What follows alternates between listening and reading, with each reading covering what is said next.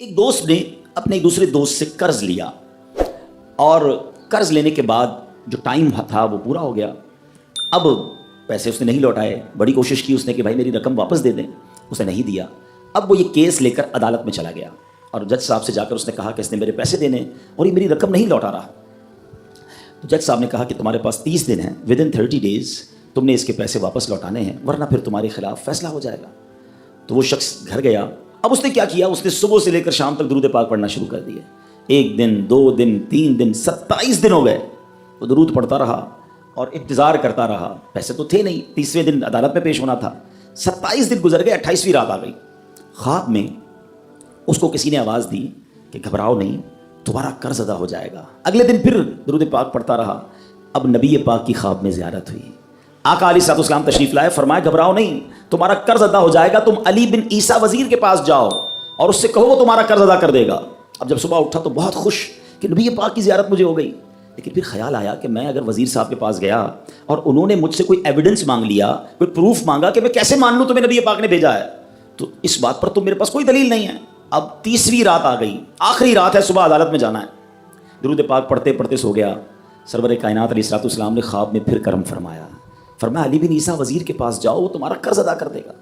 کہ حضور میں چلا تو جاتا, مگر اگر وہ مجھ سے کوئی پروف مانگتا, کوئی ایویڈنس مانگتا تو میں کیا جواب دیتا. پیارے آقا علیہ الصلوۃ والسلام نے فرمایا کہ ایسا کرو, اسے یہ کہنا کہ آپ کا ایک راز ہے جو آپ جانتے ہیں اور رب جانتا ہے, اور وہ راز یہ ہے کہ آپ روزانہ فجر کے بعد 5000 بار درود پاک پڑھتے ہیں اور جب تک درود پاک مکمل نہیں ہوتے آپ کسی سے بات نہیں کرتے. اب جب صبح اٹھا تو بہت مطمئن کہ اب تو دلیل بھی آ گئی ہے. پہنچ گیا صبح علی بن عیسیٰ وزیر کے پاس. اس کا دربار لگا ہوا ہے. اس نے پیغام بھجوایا کہ میں علی بن عیسیٰ وزیر صاحب سے اکیلے میں ملنا چاہتا ہوں, پیغام لایا ہوں. درباری نے آ کر پوچھا, وزیر صاحب پوچھ رہے ہیں کس کا پیغام لایا ہو؟ کہا میں نبی پاک علیہ الصلوۃ والسلام کا پیغام لایا ہوں. فوراً وزیر صاحب نے بلا لیا. کہا فرمائیے. کہ مجھے میرے آقا علیہ الصلوۃ والسلام نے کہا ہے کہ آپ میرا قرض ادا کر دیں. میں 3000 دینار کا مقروض ہوں. Today is the last day in the court. آج مجھے کورٹ میں پیش ہونا ہے. اگر آج میں نے اپنا قرض ادا نہ کیا تو مجھے جو ہے وہ سزا ہو سکتی ہے. علی بن عیسیٰ کہتا ہے میں بالکل آپ کا قرض تو ادا کر سکتا ہوں, مگر مجھے کیسے پتہ چلے, کوئی دلیل ہے, کوئی پروف ہے کہ آپ کو نبی پاک علیہ الصلوۃ والسلام نے بھیجا ہے؟ کہتا ہے ہاں, خالی ہاتھ نہیں آیا, آقا نے دلیل بھی عطا فرمائی ہے. اچھا بتائیے کیا دلیل ہے؟ کہ دلیل یہ ہے کہ آپ کا ایک راز ہے جو صرف آپ جانتے ہیں اور آپ کا رب جانتا ہے. 5000 ٹائمز ڈیلی آپ درود پاک پڑھتے ہیں فجر کے بعد, اور جب تک یہ درود پورے نہیں ہوتے آپ کسی سے بات نہیں کرتے. آپ ذرا پہلے تھوڑی دیر کے لیے امیجن کریں کہ جو وزیر 5000 بار روز درود پڑھتا ہوگا وہ عاشق رسول کیسا ہوگا. اس کی تو لاٹری نکل آئی نا, وہ تو خوشی سے جھوم اٹھا, کہتا مرحبا یا رسول اللہ, میرے درود پاک قبول ہو گئے, بہت خوش. اب ابھی بیٹھے ہیں آپ. کمرے میں گیا, واپس آیا اور 3000 نہیں 9000 دینار لے کر آیا. کہتا 3000 تو نبی پاک کا حکم, مرحبا یا رسول اللہ, 3000 اور لیجیے, آپ نے اتنی اچھی خبر مجھے سنائی, اتنا پیارا خواب سنایا, آپ کے قدم میرے گھر تک آئے, اور 3000 مزید لے جائیے. اس سے اپنے بچوں کے لیے کوئی کاروبار شروع کیجیے اور ایک وعدہ بھی کیجیے, زندگی میں آئندہ جب بھی آپ کو کوئی ضرورت پڑے گی نا, آپ میرے پاس آئیں گے, میں آپ کا بھائی ہوں. اب یہ دیوانہ بڑا خوش ہو کر عدالت پہنچا.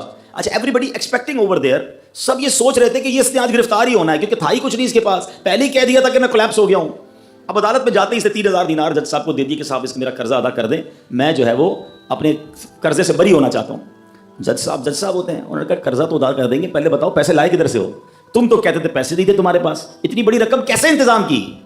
اب بھری عدالت میں گویا اس نے زبان حال سے یہ کہا کہ اتنا دیا سرکار نے مجھ کو, اتنی میری اوقات نہیں, یہ تو کرم ہے ان کا ورنہ مجھ میں تو ایسی بات نہیں. اب اس نے بھری عدالت میں پورا واقعہ سنایا کہ میں نے تو کچھ نہیں کیا, آقا خواب میں تشریف لائے, میں وزیر صاحب کے پاس گیا, انہوں نے یہ پیسے دیے. سنو اس زمانے کے جج بھی کیسے ہوتے تھے. وہ جج دوران عدالت اپنے کرسی سے اٹھ کر کمرے میں چلا گیا. تھوڑی دیر بعد جج صاحب واپس آئے اور 3000 دینار اس کے ہاتھ میں دیتے ہیں. کیا سارا ثواب علی بن عیسیٰ لے جائے گا؟ میں بھی تو آقا کا امتی ہوں, تمہارا قرضہ میں ادا کرتا ہوں.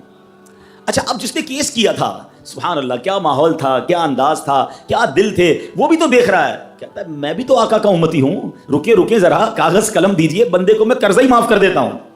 اچھا قرضہ ہو گیا معاف. اب جو 3000 جج صاحب نے دیے تھے, وہ بندہ کہتا ہے جج صاحب ہوں واپس لے لو, میرا تو قرضہ ہی ادا ہو گیا. تو جج صاحب کہتے ہیں جو پیسے آقا کے نام پر نکال دیے میں نے واپس نہیں لینے, یہ سارے تم ہی لے جاؤ.